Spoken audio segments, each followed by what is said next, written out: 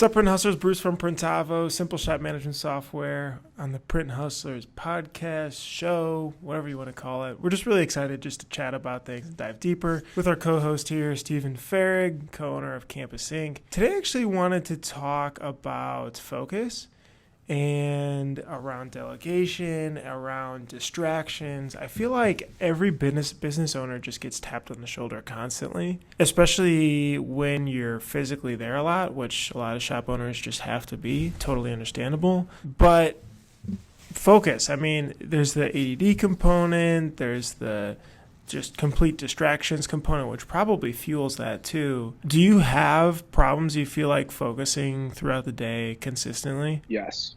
Like what percentage of your day do you feel like you truly work that get the things done that you're trying to do?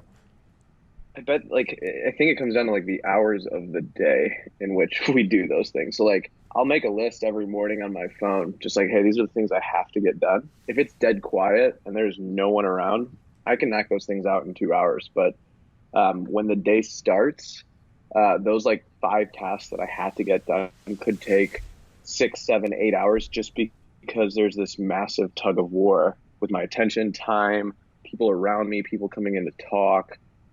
So really it's almost defeating sometimes where 5 o'clock will hit and I'll be like, what did I get done today? Have you ever had those days where you're like, what did I get done? And I'll call Carson. I'll be like, how's your day? How's your day? Good. And she'll be like, how was your day? I was like, I don't think I got anything done today. And I kind of feel like a loser every time I say that, but it happens so often in a small business because of delegation. I mean, it's the small business dilemma of our control 100%. And not wanting to let go. And some of my most productive days are from my couch or a coffee shop, because I'm literally it's me, it's there, and every intention is what I need to be doing then. It's so interesting. It's so interesting about the space. I feel like it is a balance too of location, just leaving the office and not physically being there. You almost wonder if the office creates distraction for people, but I wonder why that is. Is that because you're available to ask questions, or is it because you purposely put yourself in situations you can't see things when you're not there, right? Right. So it's I'll just give you an example. Right now I'm in LA. I'm for a wedding this weekend. I'm not at the shop today. So there are things that are just out of my control. I have to trust others that things are going to be done. And at a certain point, it's I kind of have blinders on where it's if I'm not there, I can't control it. And so I don't want to hear about it, see about it. But I think when you do that, you put the onus on someone else because someone should step up, right? If you're not there, someone should step up. And that's the fear that we have is what if someone doesn't step up? Right. Right. But at a certain point, if I don't let go and I don't cut that vine, how will I know if someone else can do the role? Right. Totally. And so there's this fear of well, how much control can I give? Do I want to give the control? Will they hold it up to the same standard that I do? I think for shop owners, every time you walk by the press, you're always looking at things. You're like, okay, how's that look? Okay, how's that look? And you're picking up shirts. Do your employees do the same exact thing every single time? And I don't know. That's the question is if and I always tell guys in my shop what if I am gone tomorrow and you don't hear from me for a week? Would you guys make it? Would they? What? I think so. I think so. And we're going through organizational changes right now, and we're trying to create autonomy, structure, and responsibility. I think if you don't challenge your employees and throw them into those situations, one, how will you ever know? But two, how will you ever get to the next level of things that you're supposed to be working on? Right? Okay. Have you ever? I'm sorry, I have to cut you off. Have you ever used the one of the computer applications time tracking or rescue time, I believe it's called, to see my computer? Yeah, what you actually do on your computer. It tracks your website usage, it tracks what you're looking at, all that stuff. I would be so scared. It's not good.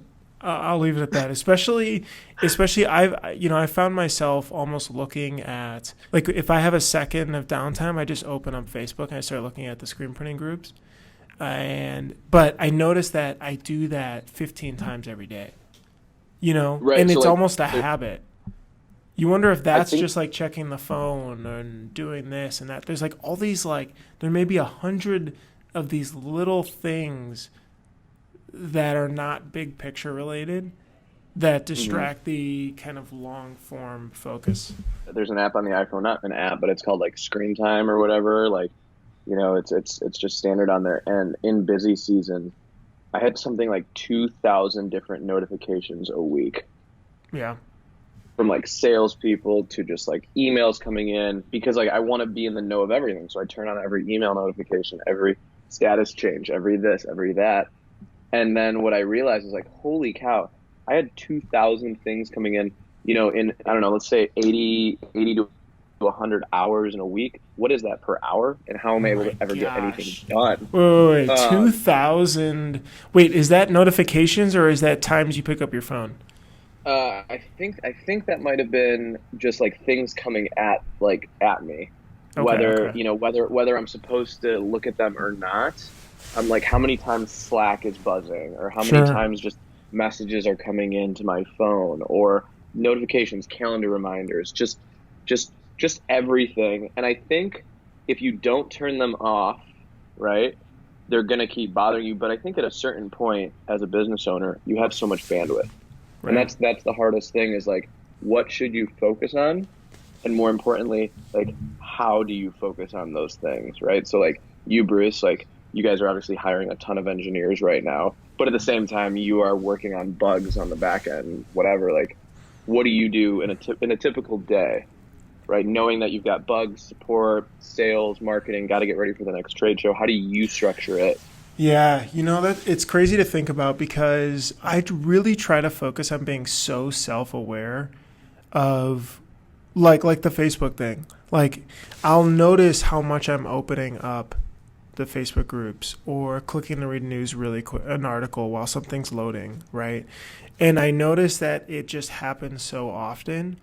And then I also notice that when groups and departments get to be more than 3 to 4 people, you need some sort of lead or manager to own it, because it's so hard to truly manage. They say it's 7 to 8, I believe, people that you can only truly manage directly before you're kind of half-assing everything.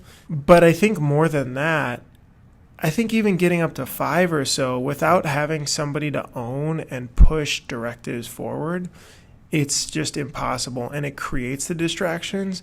And then it's like twofold, right? This one side of it is that it creates all these distractions because the team of 4 to 5 people, whether it's a sales team, just front office team, your production staff, or for us engineers, they're going to you, right? There's nobody else that they would go to. They're going to you to answer different questions and have things ready and to be able to answer these problems. And even though that there's process, there's things that just come up. So there's the distraction of that, and then there's the inability to really push things forward because there's nobody constantly thinking about how to improve it, because you're thinking about that a little bit, but you're also thinking about this a little bit, and you're also thinking about this thing over here a little bit, right? So it's like 20% effort in everywhere. I almost find that, and this is one thing that we're focusing on for this year, is really every department has to have, it doesn't have to be necessarily like a lead or manager that's only managing. They could be a working manager, right, where they have to do things and also manage and help hire and recruit and train and all that stuff. But every area should have that. And I think we'll see, but I really believe that if those are good people, then we can create I can create this high level plan, delegate that off to them to execute the details. And then that's going to help greatly reduce on the back end the distract. Like, I almost wonder if the distractions are a result of not having the correct people in the right places. Right. You know what I'm saying? I think it's like, like the dilemma again, one is inexperience, right? So like this is the first time you and I have been in these situations, right? Where we're building or growing something. We've gone from, a couple employees to 10 to like 20 different reports. And like there's this superhero complex where it's like we want to be superheroes and we want to attend to everyone's needs. And our employees also want to interact with us, right? Like if someone from my team comes to my office and shows me a print, they are looking for approval, gratification, letting me know about something. And so it kind of hurts me a little bit to be like, hey, like I would love to answer that question for you, but you really need to take it to this person. Because it's almost like telling a little kid, hey, like I can't do that for you because this is more important right now. So it's almost like it's like this attention, like who do I give my attention to? Who do I like sell from way? But in a way that like it allows you to focus on big things. And like I know we're reading the book Traction right now and going through that, but it's like I think there was something in there. I was like, figure out what your 3 biggest things are, and anything that distracts you from that is a waste of your time. Right. And literally, it's like figure out what those 3 things are, and like for you guys, like you're obviously scaling like. It's engineers, right? Like we need, Printavo, we need a huge team of engineers, and at Campus Inc., it's like, we're looking for, expanding to different campuses and production. Like, those are my 2 big things. And so I get caught in my day trying to give attention to things just out of like kindness or like that superhero dilemma. I think it's so hard to break away from it because at a certain point you have to stop and then you have to like put things on paper. And then you have to like go tell people, hey, you're going to be in charge of this. You're going to be in charge of this. You're going to be in charge of this. And then the hardest part is following up with that. So knowing that every week you check in with those reports. So like it's completely rewiring the entrepreneur. But you look at these big companies that have executive assistants, and I feel like executive assistants like are these like, just amazing people that keep the executive on task. Yeah, no, I agree. Or protect their time too. Right, protect. Right, that would be because it's like they only if you look at a massive company, that's why they have someone filtering their emails, because they probably know that like the CEO wants to be everywhere but physically can't, and if they don't put like a little block around him or her, how are they going to be able to work on the 30,000 foot? Completely agree. For everybody that wants to continue to grow, obviously it's totally okay. There's a lot of shops that are like, we're totally cool here. I like doing this. I like having a small team. Complete respect for that.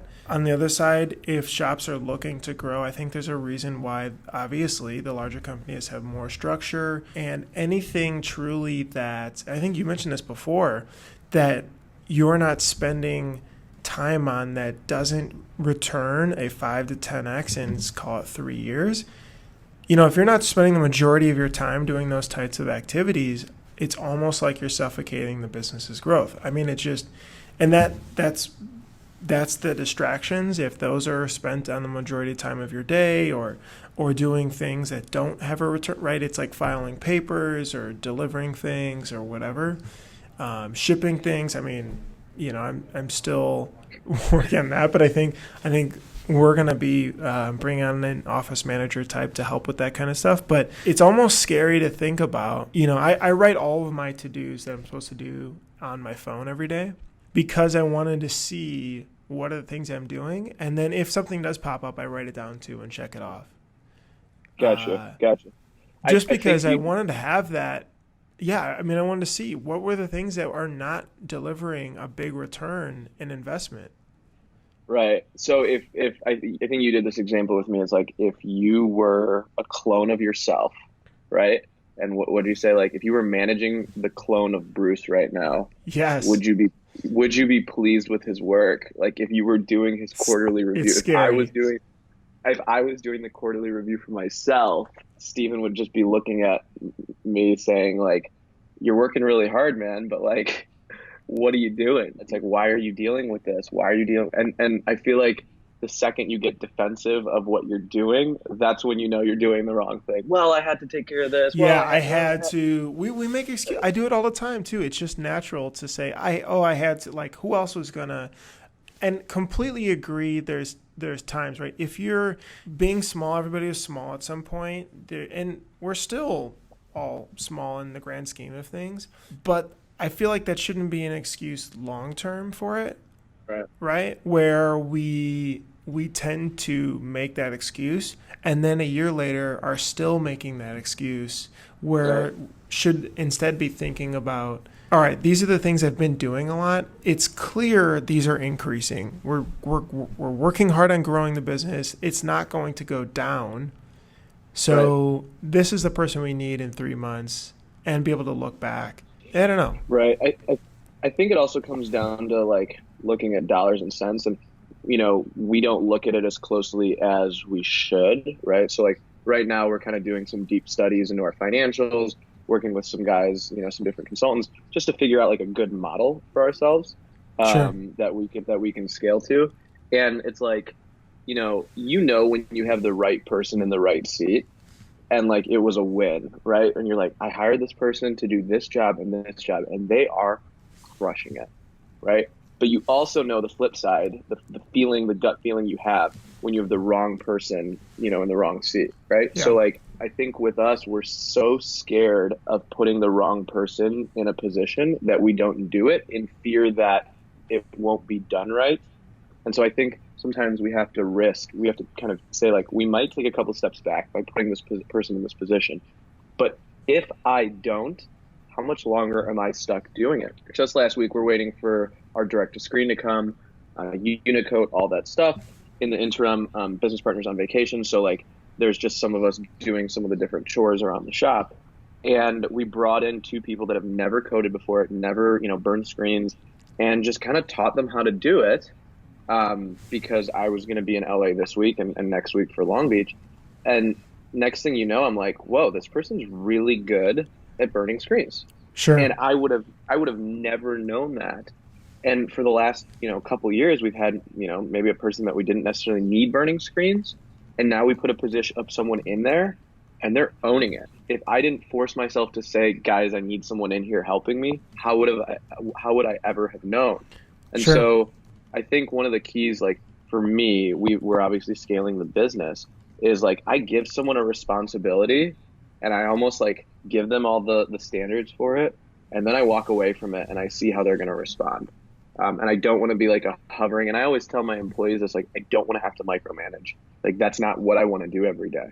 Right. So like own something. And if you can't own it, let us know so we can get the right person in that position. But, if you don't let someone mess up, how will you ever know, if someone can do something like that, right? Yeah, it is a tough balance. I've seen it, and I've seen it both ways, where you're taking a bet, right, on something like that. And I guess we're going off on a bit of a tangent, but definitely taking a bet. But, if they have the drive and passion for your business as much as you feel like, no one's going to ever have it as much as you do, but they have it more than the average player, then absolutely, I think it's worth giving. But I think you can only do one bump up. I don't think you can do 2 steps.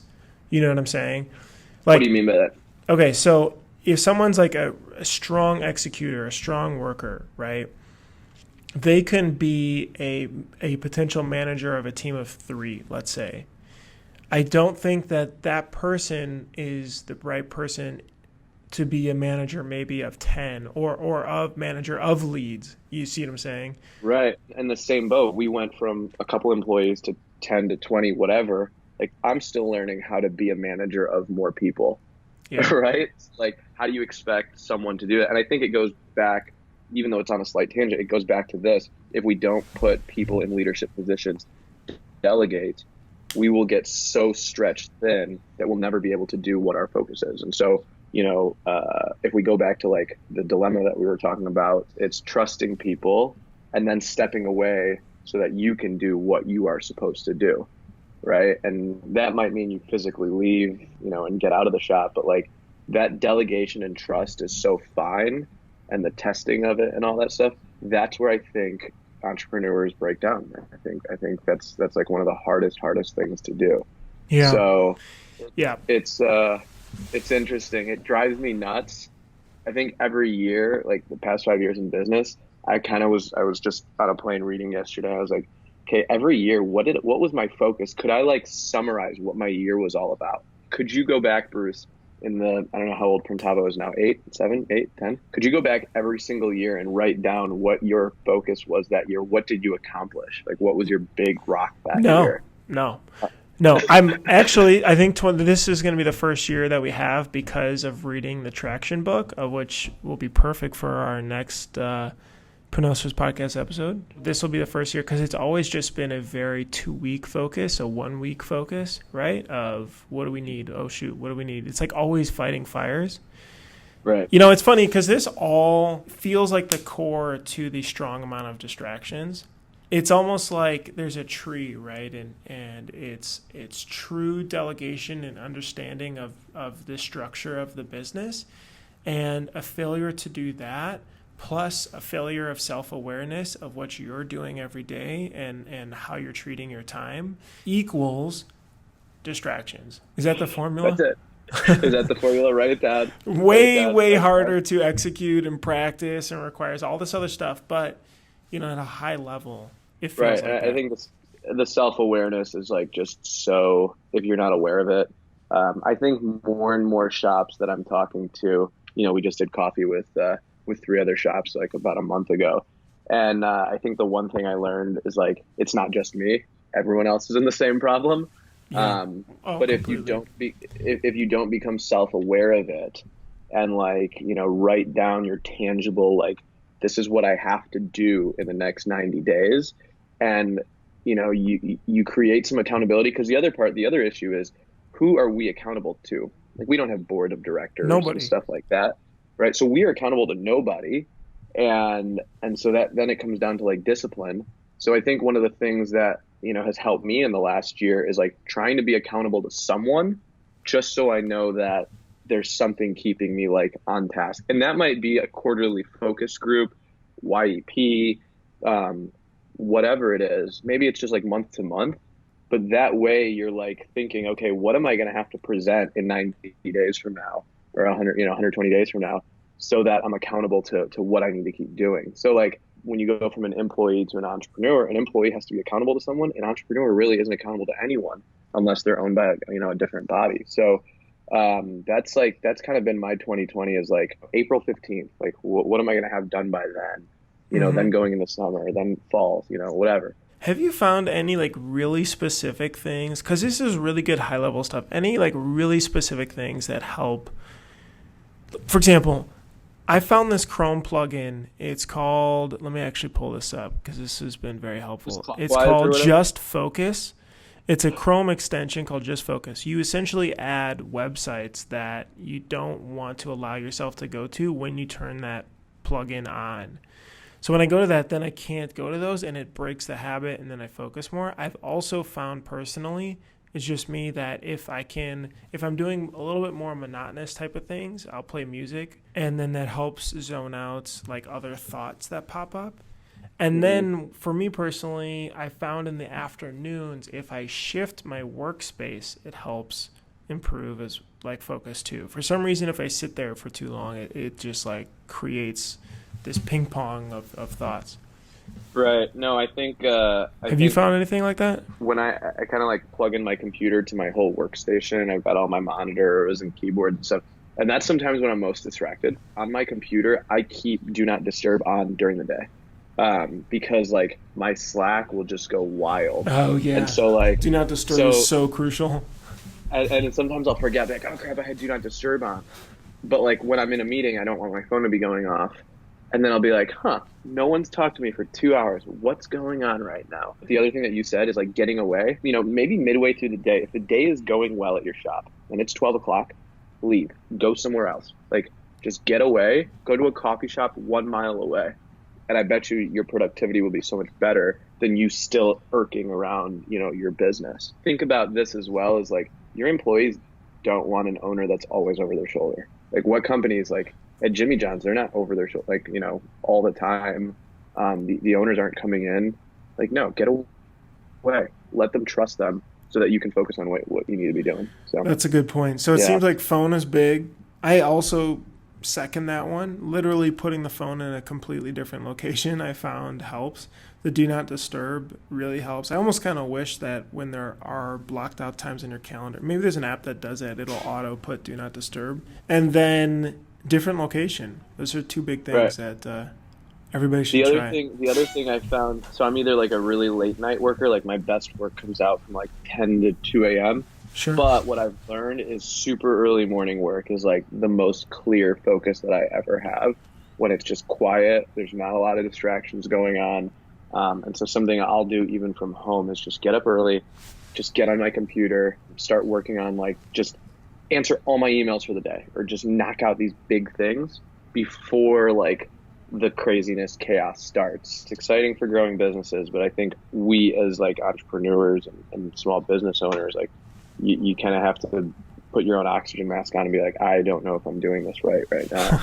And then, get the right help to be like, okay, how, because we need coaches too. We need managers, things like that. So sweet. Well, this is cool. I encourage everyone to read Traction. I'm about halfway through it. And a lot of the stuff that I've been working on, something that I usually listen to my books, but I bought this one and then I've been just like scribbling through it. And it's just like, it's incredible. So yeah, let's definitely, let's cover that one next episode. Let's do it. All right. So if everyone listening to this wants to read a little bit of Traction, we can hop into it. So yeah, read Traction, and then let's all chat about it next week. It's a great book. You can find it on Amazon. It's there are 2 books called Traction though. It's the one that is not Get a Grip on Your Business. It's by what's his name, Gino? No, it is. I think it is Get a Grip on Your Business. Well, let me see the cover of yours.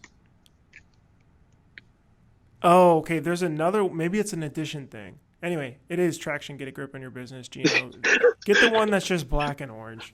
Because there's another one that I've seen on Amazon that's. This is expanded edition. Okay, that's why. Oh, expanded means Makes sense. yeah. Because like maybe it has the drawings and everything.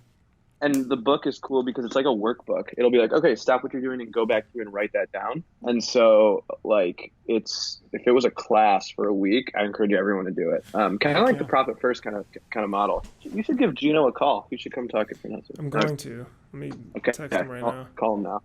Text him. All right, guys. Thank you guys so much for joining this episode of PrintHustlers podcast. We'll see you guys again next week on Traction. Bring your copy.